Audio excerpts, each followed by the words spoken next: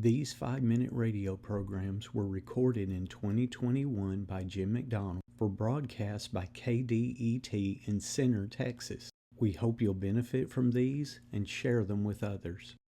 When Peter spoke to the multitude, who had come out of curiosity to know the meaning of the sound of a mighty rushing wind which they heard, and then to be astonished further that the apostles, unlearned and ignorant men, were speaking in languages they'd not learned, his first task was to tell the apostles and what the apostles were not.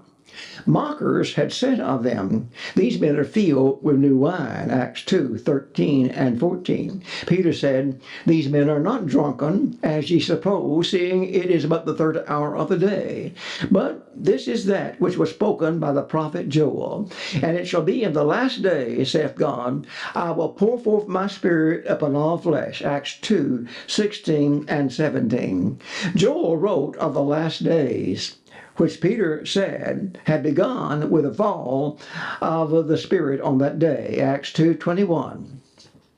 Having explained what the marvel was, Peter launched into the message Jesus had charged them to speak. That message concerned Jesus. Peter said, "Jesus of Nazareth, a man approved of God unto you by mighty works and wonders and signs which God did by him in the midst of you, even as ye yourselves know." Acts 2:22 through 24. Peter told his listeners that Jesus was a man whom God approved. God did say on 2 different occasions that he was pleased with Jesus, but Peter did not cite those occasions. He said God approved Jesus by empowering him to work the deeds he did. Peter used 3 words to describe Jesus' works. The first was mighty works, or miracles, feats which were otherwise impossible. There were many such miracles that Jesus did.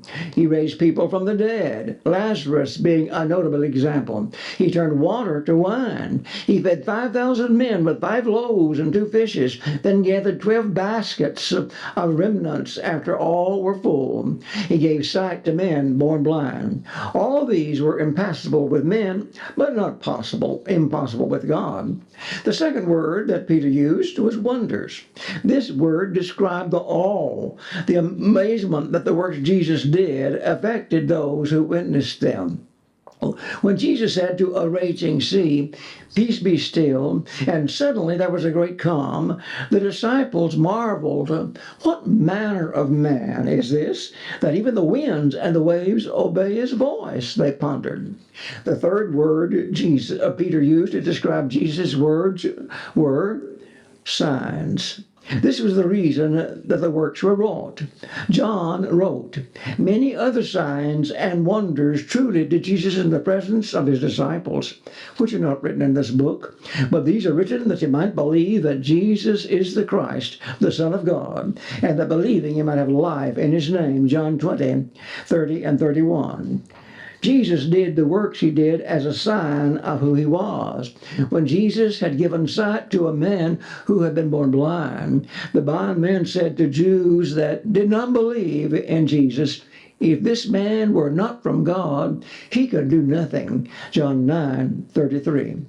Having said that God approved Jesus by the miracles he caused him to perform, Peter then added, "Even as ye yourselves know." Many of those that were present on that occasion had not seen the works that Jesus had done, but many of them had. And even from those that had sought and succeeded in putting him to death, they could not deny them.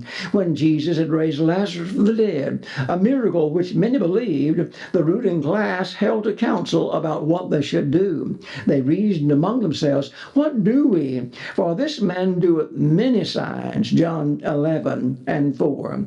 This was one of the greatest tragedies of the rulers of the Jews. Many of them believed, but love for things other than their own souls kept them from becoming his disciples. Study with us tomorrow these words. "He was delivered up by the determinate counsel and foreknowledge of God, even by the hands of lawless men crucified and slain."